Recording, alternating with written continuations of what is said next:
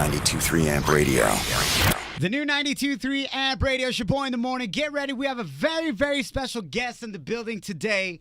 And we have this special medley Majestic made for you, reminding us of your awesome songs that we love from all four of your albums. While we present them, we got Mark Ronson in the building. Is it cool if I clap? Absolutely. Yeah. Usually you go on the radio and you're only like two people, so you have to clap. But you guys have like a party going on here, so There that's you cool. go. It's all for you. DJ, producer, musician, all-around musical genius with us. UK-born, NYC-grown, Mark Ronson in the house. What you know about this? Oh, whoa, this is the first one. Yeah, my first record, Ghostface Nate Dogg. I have a flashback of this because I'm pretty sure I partied to this many times in college, driving around, windows down, every Nice. time. Yeah. 3 Grammys that you've won, Mark Ronson. You just hit #1 with Uptown in the UK and US and other countries. Yeah, no, it's really amazing. This song has just been beyond anything that, you know, and I love the fact Ooey was just like a club hit and these songs, but this is just a different thing with Uptown Funk. It's kind of nice as hearing all these songs. I haven't really listened to this one in a while. It's so shown. Enjoy, bro. It's for you. All right, thank you. Might start crying. Aww. No, I won't. Well, don't it's like worry. full circle where it all began, and now you're here at #1. It's cool, especially hearing another DJ mix your records together, because that's where I came from. I played in New York City clubs and stuff, and it's like I always respect when I hear another great DJ, someone put together your music. It's the best. Wait, look at his face right now. That's the DJ. He's really excited. Oh, cool. How's it Majestic going? was so stoked What's up? Nice of to see you putting again. that together for you, man. It was an honor for him. I mean, your first album dropped 2003. Now, Yeah. 12 years later, you have #1 song for the first time in the U.S. And your album is one of the few albums, honestly, man, that I could play and just let it play. Like every Wow. track. Thank It's you. super dope. So congratulations Cool, on that, man. Mark. Thank you. What was the noise that you made when you found out that you hit #1? This is such a boring story, but I was actually carrying groceries home from the supermarket. I was home in London, and I got a call from my manager. It was about 6 o'clock there, and I just kind of like, I was like, can I yell? Like, can I yell something really loud? It's in the middle of a residential street. Will people arrest me? But it's just such an incredible feeling, and I called Bruno up because I was just like, what does it feel like? Like, you've had a few of these before. He's like, man, every time it's just the most amazing feeling. I mean, it really is the biggest thing in the biggest country in the world, and it's just insane. Maybe a little shout like, ooh. Yeah. Mr. Yes, Uptown exactly. Funk, Mark Ronson with us. You've worked with some of the greatest, man, of all time. We're talking about Amy Winehouse, Adele, Q-Tip, Paul McCartney, Stevie Wonder's on this album, Nas, Duran Duran, Mystical. It's a sick jam called Feel Right, and of course Bruno Mars. So my question to you, the Grammys just went down about a week ago. So let's fast forward a year. You're chilling at the Grammys. Album of the year, Mark Ronson. And you're up there ready to give your acceptance speech, either for album or record of the year, song of the year. And then you see, when you're up there, Kanye West is going towards the stage. What do you do at that moment if you're receiving your award? Kanye and I were up the same year, or at least, Kanye and myself and Amy, for Back to Black, and he was always very gracious about it. And I think, even though we both lost to Herbie Hancock, he was always like, hey, Mark, I deserve this award, but if you get it, I'm not going to be that mad. So I don't think that he would really come up there for me.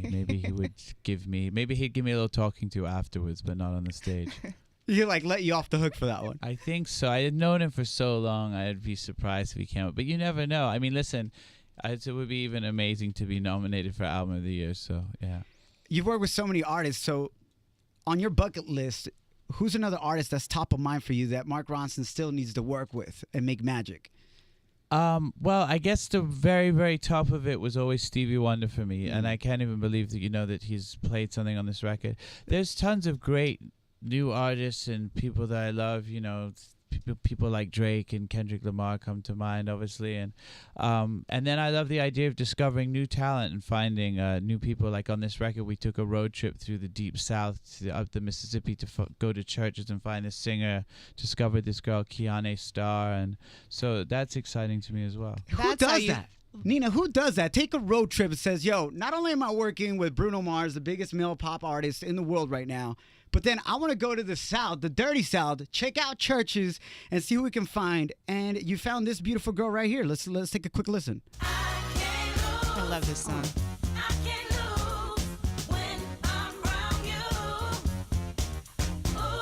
So she was just in a church? That is awesome. So for her, church really paid off. Like all the praying paid off because she's on a Mark Ronson album right now. I know. I just can't imagine her face when you go up to her and say, "Hey, can I use you?" Well, she was actually she was part of something called the Mississippi Mass Choir, but we heard her sing because she also sings in clubs. You know, she was singing I think she was singing a Lauryn Hill song, "Sweetest Thing," when we heard her sing, and she was just so cool. We went up to her and just asked her if she wanted to come to the studio in Memphis to try out singing that song, and she smoked it. So she ended up being on the album. There's a lot of maybe unfamiliar names on your album, and listening to the whole thing all the way through, that happens to be my favorite one, by the way. Nice. But listening to it, I was telling the guys yesterday, because we were talking about how you were coming in, and I feel like you could turn that on at a retro pool party. Yeah. You know those retro pool parties with the cute bathing suits, and you just let it ride, and it puts you in a very specific mind space. So when you were finding all of these artists, the one in the South and Australia, did you have that in mind with a specific sound? I think usually what happens is you sort of write the song first, and then I start to get an idea of who would sound good on it. It's almost the same thing as being a DJ. Like, you know, you play a song, you have 3 minutes to figure out what the next song is to play, because what song's going to blend well with it or whatever it is. And then, at the end of it, you know, you want to make an album that hangs together, like you said, that people are going to want to put on from start to finish. Then you kind of connect the dots and maybe, you know, the sequence and a lot of things that really just come from like years of playing music in the club. You just performed on Jimmy Fallon. Yeah, we did this song on Fallon tonight with The Roots and Mystical and, you know. So do you still get nervous before you do those types of performances? I read somewhere, or I heard that you still kind of get nervous before you do major performances. I get nervous, not only just major ones, I just think all of them. I just think it's, in some ways it's a great thing because, you know, the adrenaline of it keeps you on the toes. It makes you always want to, you know, do better, but it's still terrifying. I was hoping at one point it would just like, gonna get to a point where I just go away, but I think maybe I'm just stuck with it forever.